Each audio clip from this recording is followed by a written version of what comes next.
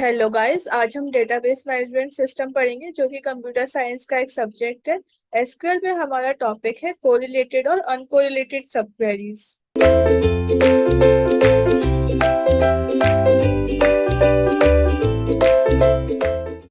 इससे पहले हमने सब क्वेरीज के बारे में पढ़ा था। कोरिलेटेड सब क्वेरी के बारे में जानने से पहले हम एग्जिस्ट कीवर्ड के बारे में देखते हैं कि ये क्यों यूज आता है अपने एसक्यूएल में। एग्जिस्ट हमारा तब यूज आता है जब हमें टेस्ट करना हो कि जो हमारी इनर क्वेरी होती है वो कोई रो रिटर्न कर रही है या नहीं। अगर वो कोई रो रिटर्न कर रही है तभी हमारी आउटर क्वेरी प्रोसीड करती है, और अगर वो नहीं कर रही तो आउटर क्वेरी एग्जीक्यूट ही नहीं होती और पूरा जो एसक्यूएल स्टेटमेंट है वो कुछ भी रिटर्न नहीं करता। ये हमारा सिंटैक्स है एग्जिस्ट का, कि हम सबसे पहले कोई कॉलम नेम लेंगे या फिर हम एस्ट्रिक भी लगा सकते हैं डिटेल्स के लिए। फ्रॉम टेबल का नाम, वेयर ये हमारा कीवर्ड आ गया और ये हमारी इनर क्वेरी है। अब एग्जिस्ट्स का एक एग्जांपल देखते हैं। तो सबसे पहली क्वेरी में हम कह रहे हैं कि सेलेक्ट एग्जिस्ट्स ब्रैकेट में select asterisk from absence. Absence हमारी ये वाली टेबल है और ये दूसरी टेबल हमें दे रखी है इंस्ट्रक्टर की, जिसमें उनकी डिटेल्स दे रखी है। अब पहली क्वेरी से क्या रिजल्ट आएगा, इसमें हम डायरेक्ट लिख रहे हैं सेलेक्ट के बाद एग्जिस्ट्स और फिर हमने अपनी इनर क्वेरी लिख दी। तो इस इनर क्वेरी से क्या हमें कुछ मिलेगा? हाँ, हमें इससे तो 4 रोज मिल सकती हैं। यहाँ पर 4 आईडीज हैं और उनके एब्सेंट डेज दे रखे हैं। तो ये जो इनर क्वेरी है ये कुछ तो रिटर्न करेगी ही। तो ये जो पूरा स्टेटमेंट है ये रिटर्न करेगा 1। अब हम देखते हैं हमारा दूसरा स्टेटमेंट जिसमें हमने लिखा है सेलेक्ट नॉट एग्जिस्ट। तो जो हमारा एग्जिस्ट था कीवर्ड वो ये देख रहा था कि इनर क्वेरी कोई रो रिटर्न करेगी या नहीं, और नॉट एग्जिस्ट ये देखेगा कि इस जो इनर क्वेरी है उसका रिजल्ट कुछ नहीं आना चाहिए, तभी वो 1 हमें देगा। लेकिन हमारी टेबल में तो 4 4 वैल्यूज लिखी हुई हैं। अगर हमारी टेबल में कुछ नहीं लिखा होता तब ये हमें 1 देता, लेकिन अभी ये हमें 0 देगा। अब हम देखते हैं इस क्वेश्चन के बारे में। तो इस क्वेश्चन का आंसर हम कैसे निकालेंगे एग्जिस्ट से। तो हमें नेम्स ऑफ इंस्ट्रक्टर्स फाइंड करने हैं जो एब्सेंट हो 1 या उनसे ज्यादा दिन। तो इसका मतलब यही है कि हमें उन इंस्ट्रक्टर्स का नाम फाइंड करना है जो हमारी इस एब्सेंस टेबल में एग्जिस्ट करते हो। तो इसके लिए हम क्वेरी कैसे लिखेंगे?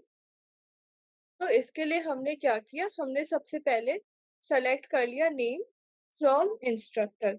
उसके बाद हमने क्या लिखा, अपना कीवर्ड लिखा एग्जिस्ट्स और अपनी यही वाली क्वेरी फिर से लिख दी, सेलेक्ट एस्ट्रिक फ्रॉम एब्सेंस। तो इस इनर क्वेरी से क्या हो रहा है कि अगर हमें कोई आउटपुट मिल रहा है इस क्वेरी से तभी उसी आउटपुट के लिए ये आउटर क्वेरी एग्जीक्यूट होगी और हमें नेम्स मिल जाएंगे उन इंस्ट्रक्टर्स के जो उन आईडीज के हैं जो इस एब्सेंस टेबल में मेंशन्ड है। हमें ये चारों नाम आउटपुट में मिल जाएंगे। तो ये हमारा एग्जिस्ट का एग्जांपल था। अब हम कोरिलेटेड सब क्वेरी के बारे में देखते हैं। हमारी कोरिलेटेड सब क्वेरी में जो आउटर क्वेरी होती है वो काफी बार एग्जीक्यूट करती है और जो इनर क्वेरी होती है वो उतनी ही बार एग्जीक्यूट करेगी जितनी बार आउटर क्वेरी एग्जीक्यूट करेगी। ये चीज हमें याद रखनी है हमेशा कि जो आउटर क्वेरी है वो एग्जीक्यूट करेगी मैनी टाइम्स और इनर क्वेरी उतने ही बार चलेगी जितनी बार हमारी आउटर क्वेरी चलेगी।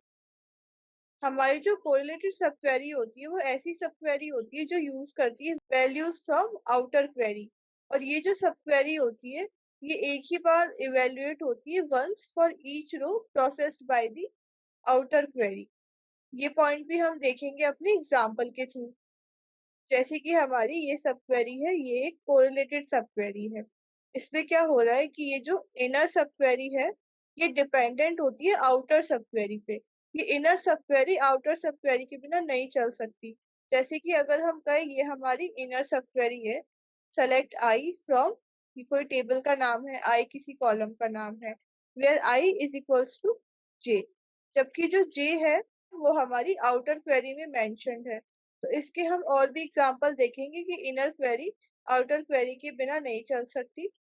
और जो हमारी इनर क्वेरी होती है वो इवेल्युएट होगी once for each row processed by outer query. होता क्या है, जनरली हमें ये अवॉइड करनी होती है क्योंकि काफी स्लो होती है, लेकिन ये ज्यादातर एग्जिस्ट और नॉट एग्जिस्ट के साथ यूज होती है, जिसकी वर्किंग हमने पहले ही देख ली है। अब कोरिलेटेड सब क्वेरी का एक एग्जांपल देखते हैं। यहाँ पर भी हमें दो टेबल्स दे रखी है, एक है एब्सेंस और दूसरी है इंस्ट्रक्टर। और हमारी जो पहली क्वेरी है वो कोरिलेटेड सब क्वेरी है। कैसे? इसमें हमने क्या लिखा है, select asterisk from absence. Absence table में से हमें सारी डिटेल्स चाहिए जहाँ पे एब्सेंस की आईडी इक्वल हो इंस्ट्रक्टर की आईडी से। तो ये जो इनर क्वेरी है, क्या ये रन कर पाएगी विदाउट आउटर क्वेरी? ये हमें कुछ भी नहीं देगी क्योंकि इंस्ट्रक्टर डॉट आईडी तो एब्सेंस टेबल में कुछ है ही नहीं। इस तरह की कंडीशन हम कैसे लगा सकते हैं? इसलिए हमारी ये इनर क्वेरी आउटर क्वेरी के बिना नहीं चल सकती। हमारी आउटर क्वेरी क्या कह रही कि हमें आईडी और नेम चाहिए इंस्ट्रक्टर में से, और फिर हमने अपना कीवर्ड लगाया एग्जिस्ट।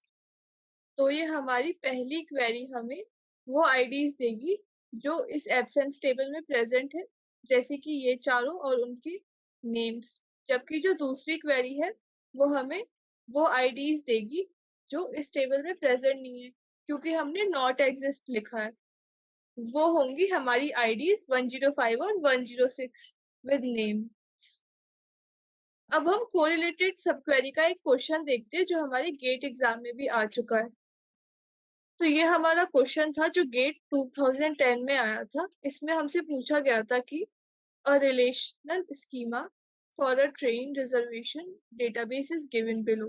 पैसेंजर एक स्कीमा है जिसके कुछ एट्रीब्यूट्स है, पीआईडी, पी नेम और एज। रिजर्वेशन एक स्कीमा है जिसके तीन एट्रीब्यूट्स है, पीआईडी, क्लास और TID. What PID are returned by the following SQL query for the instance of tables? तो ये क्वेरी हमारी जो है ये कोरिलेटेड सब क्वेरी है।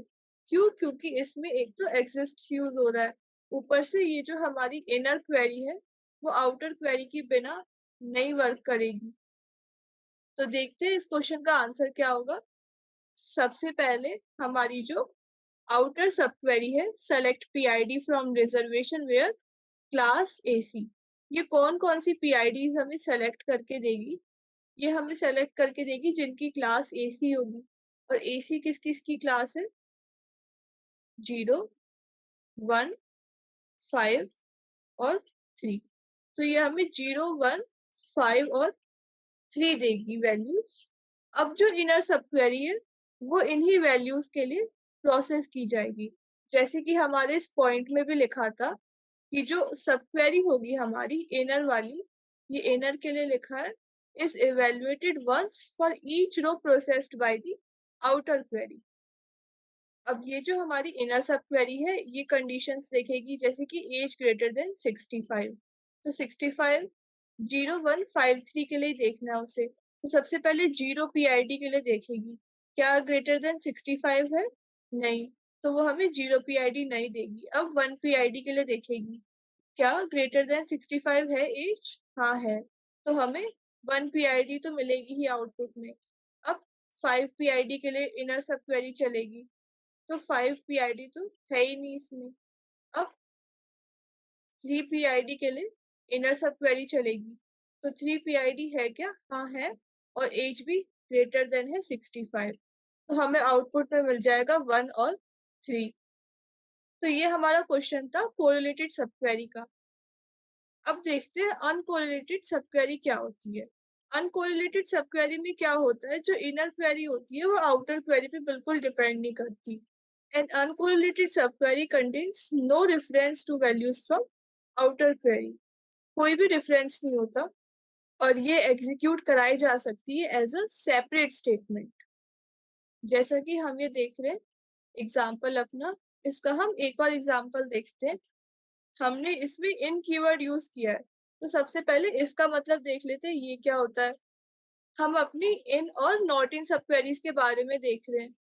हमारी जो इन एंड नॉट इन सब क्वेरीज होती हैं वो तब यूज की जाती हैं जब जो सब क्वेरी रिटर्न करे multiple rows to be evaluated in comparison to the outer query. और ये टेस्ट करती हैं कि whether a comparison value is present in a set of values और नॉट। अब जो इन होता है वो ट्रू होता है for rows in outer query that match any row return by the sub query. इस पॉइंट को हम और डिटेल्स में अपने एग्जांपल से समझेंगे। अब जो नॉट इन होता है वो उल्टा होता है इनका, वो ट्रू तब रिटर्न करेगा जब कोई भी रो मैच नहीं करेगी हमारी सब क्वेरी जो रिटर्न करेगी। इन और नॉट इन सब क्वेरीज का हम एक ये क्वेश्चन देख लेते हैं। इस क्वेश्चन में हमसे पूछा गया है कि find name of instructor with highest salary at each branch including the department name, ID and salary amount. इसका मतलब यही है कि हमें सारी डिटेल्स फाइंड करनी है, क्योंकि डिपार्टमेंट नेम भी आ गया, आईडी भी आ गया, सैलरी अमाउंट भी आ गया और नेम भी आ गया उन इंस्ट्रक्टर्स का जिनकी हाईएस्ट सैलरी है अपनी अपनी ब्रांचेस में।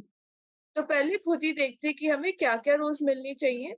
हमें मिलनी चाहिए सीएस में किसकी हाईएस्ट सैलरी है, 108 आईडी की हमें ये वाली रो मिलनी चाहिए। हमें आईटी में मिलनी चाहिए ये वाली रो, ईई में हमें मिलनी चाहिए ये वाली रो और एमई में हमें मिलनी चाहिए ये वाली रो। तो मतलब हमें ये 4 रोज चाहिए आउटपुट में। और इसके लिए हम क्वेरी कैसे लिखेंगे उसके स्टेप्स देखते हैं। तो सबसे पहले हम क्या कर रहे हैं, हम फाइंड कर रहे हैं लार्जेस्ट सैलरी हर डिपार्टमेंट की। उसके लिए हमने क्या किया, हमने लिखा सेलेक्ट और फिर डिपार्टमेंट नेम, फिर हमने अपना एग्रीगेट फंक्शन यूज किया और उसमें सैलरी एट्रीब्यूट लिख दिया। फिर हमने लिखा अपनी टेबल का नाम जो है instructor group by department name. अब यहाँ पे क्या होगा, हमारी टेबल का नाम है इंस्ट्रक्टर और हमें पता है कि अपना जो ग्रुप बाय होता था उसमें या तो हम एग्रीगेट फंक्शन के साथ एट्रीब्यूट यूज कर सकते हैं और जो हम दूसरा एट्रीब्यूट यूज कर रहे हैं सेलेक्ट के साथ वो ग्रुप बाय के साथ लिखा होना बहुत जरूरी होता था। ये हमें पता है पहले से। तो इस क्वेरी से हमने लार्जेस्ट सैलरी फाइंड कर ली हर डिपार्टमेंट की। हमें अपना आउटपुट कैसे मिलेगा, ये हमारा आउटपुट होगा आईटी की मैक्सिमम सैलरी 15,000, एमई की मैक्सिमम सैलरी 13,000। तो एमई की जो मैक्सिमम सैलरी थी वो 13,000 थी, ये वाला आउटपुट। ईई की मैक्सिमम सैलरी थी 12,000 जो हमें मिल रही है। सीएस की मैक्सिमम सैलरी जो थी 14,000, ये हमें सारी मिल रही है। अब हमें क्या करना है, हमें ये तो फाइंड आउट करना नहीं था, हमें फाइंड आउट करना था name of instructor with highest salary at each branch. हमारा क्वेश्चन तो ये है, ये तो हमारा फर्स्ट स्टेप है। तो देखते हैं इसका दूसरा स्टेप क्या होगा। तो ये हमारा दूसरा स्टेप है जिसमें हम आइडेंटिफाई कर रहे हैं जो भी डिटेल्स बची हुई है, क्योंकि हमें तो नेम, डिपार्टमेंट नेम, आईडी और सैलरी सभी कुछ निकालना है। हम लिख रहे हैं एस्ट्रिक और हमने वेयर के अंदर दो दो वैल्यूज दे दी, डिपार्टमेंट नेम और सैलरी, क्योंकि ये फिक्स्ड है। फिर हमने लिखा अपना इन ऑपरेटर और अपनी वही क्वेरी लिख दी जो हमारी फर्स्ट स्टेप में लिखी थी हमने क्वेरी। हमने जो फर्स्ट स्टेप में क्वेरी लिखी थी वही हमने यहाँ पे लिख दी वापस, सेलेक्ट डिपार्टमेंट नेम और max salary from instructor group by department name. तो इस पूरी क्वेरी से हमें अपना ये रिजल्ट मिल जाएगा। तो ये जो हमारी क्वेरी है ये है हमारी अनकोरिलेटेड क्वेरी, क्योंकि ये जो इनर क्वेरी है ये बिना आउटर क्वेरी के भी तो एग्जीक्यूट हो सकती है। हमने पहले स्टेप में एग्जीक्यूट की ही है ये बिना आउटर क्वेरी के। तो ये हमारा अनकोरिलेटेड क्वेरी का भी एग्जाम्पल था। तो हमने सारी टाइप्स ऑफ सब क्वेरीज पढ़ ली। Thank you.